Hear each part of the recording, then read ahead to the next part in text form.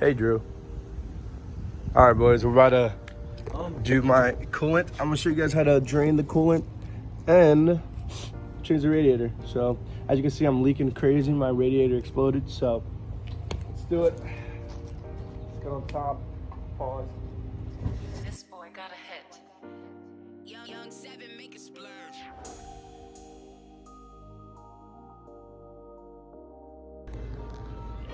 What's up, boys? Just got off work, so back to this. Thanks, Chris.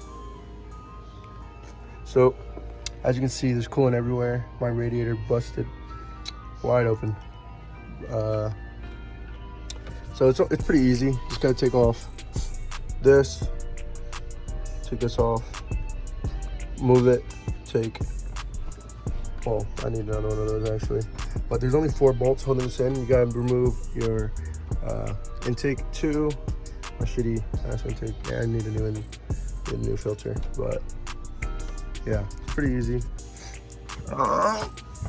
Come down here. Gotta unscrew this bolt. Where is it? This one, right? Oh shoot. This bolt here, disconnect it on the end, on the same on the other side. And then also, you gotta take this grill off. And it's just these you gotta take off because you have to get into this bolt in there. This is a 10 mil right in there. 10 mil all around, that's all you need. A 10 mil and a screwdriver. So I will show you the process of taking the radiator out and the fan. And then I'll show you how to also bleed the system as well and make sure there's no bubbles. So it's pretty easy, pretty straightforward. Let's get to it. All right, boys, also this is what I'm using, by the way. 50-50.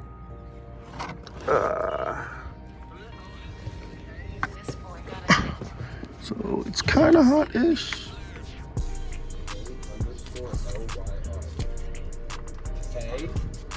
There's no way. There's no way. There's no way. Oh. It just stripped.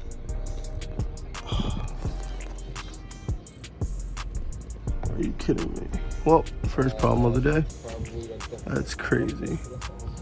Oh, wow. Well, I think I gotta use pliers. Let's get it done. To make it come out smoother, all you gotta do is remove this cap.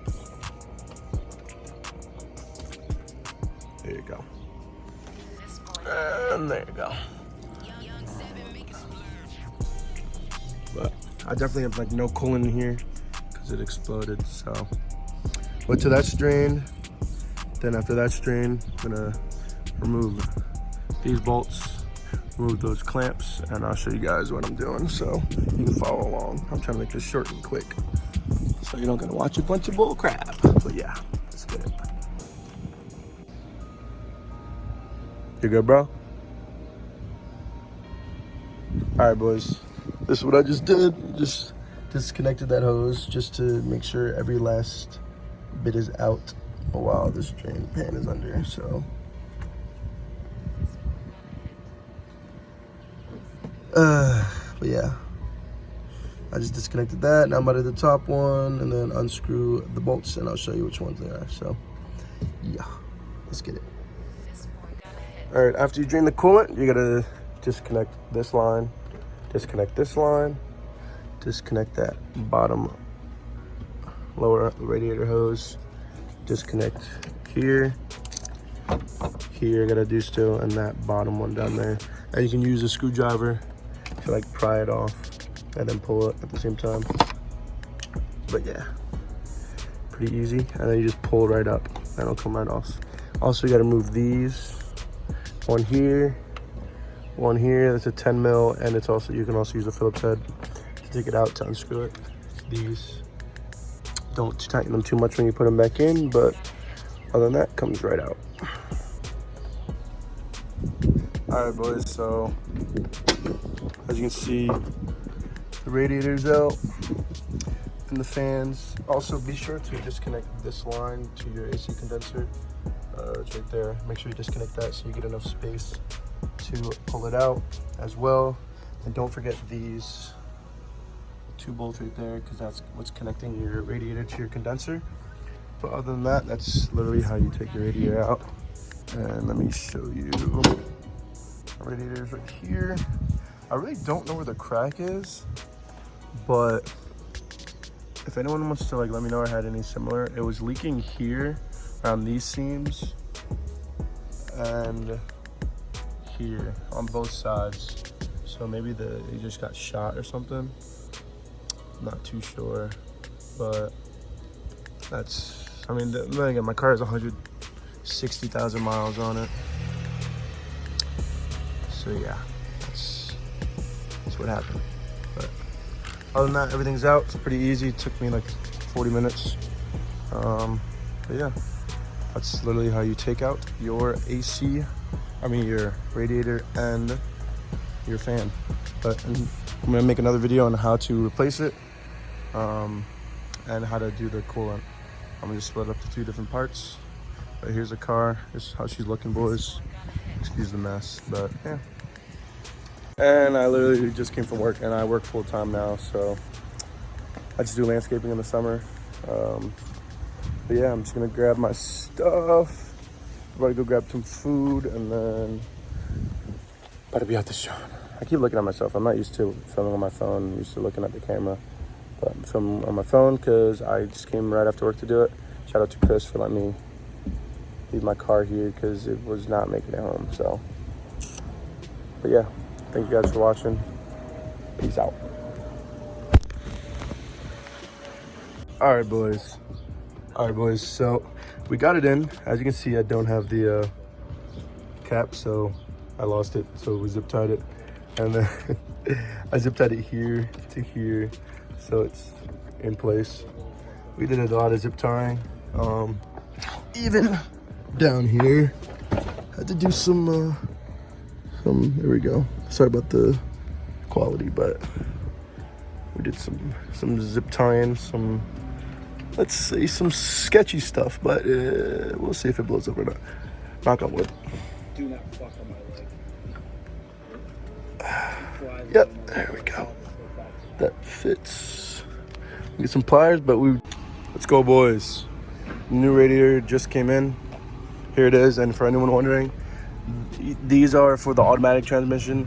G35s, mine's manual, so we won't be needing those because those connect to the transmission. So yeah, let's get her in. Let's get it going. Got off work early, and this came in early. It's like 4:30 right now. So let's get it. Yo, Chris, let's get this in. Easy peasy, lemon squeezy. So I will say I found it easier to take the radiator out through the bottom. So I'm gonna just put it in through the bottom as well, and then we'll get everything reconnected and start the process of actually putting the coolant in and making sure it's not there's no bubbles, because if there are bubbles in there, you can blow a head gasket, and we don't want that. So screw you, love you. Let's get it. All right, boys, let's get it in. We're gonna go through the bottom. Yeah, let's see what we can do.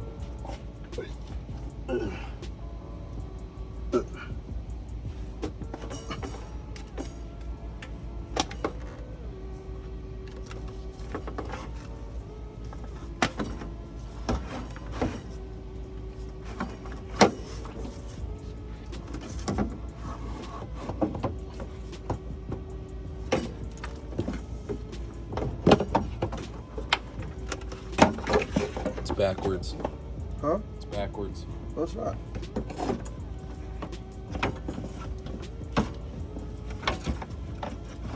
I'm holding it. All right, here. Hold on. Hold it. I'll put my water down. Ooh, should I put that on actually? I'm holding it up.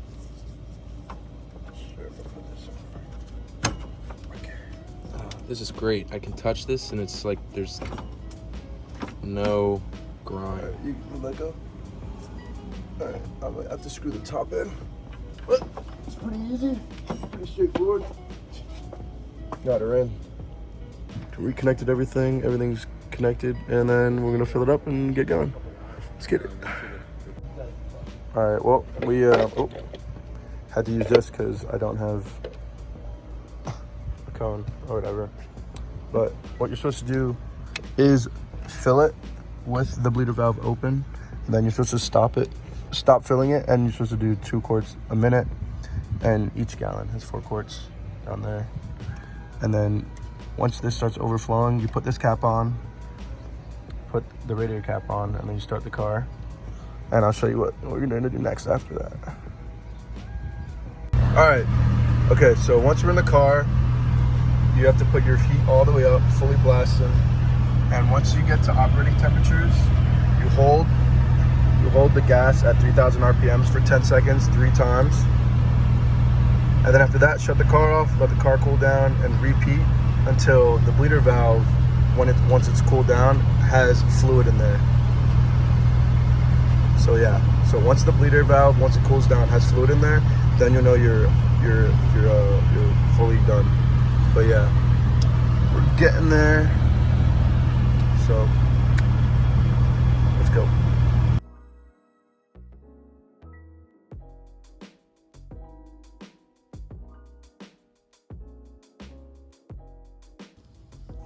All right, boys, so here's what we're doing. We're topping it off. The engine's cold.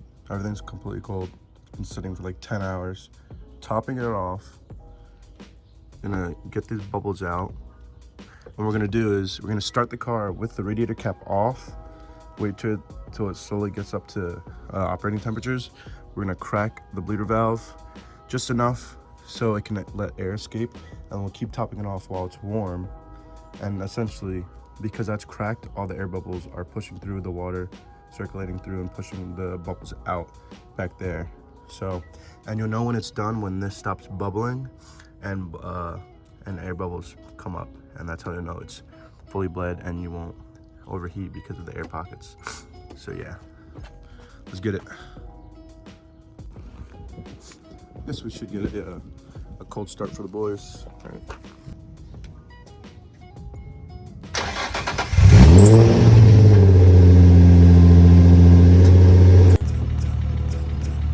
Yo, boys, that lifter tap is crazy, low key. My car's been like sitting for like 4 or 5 days, but we got it working.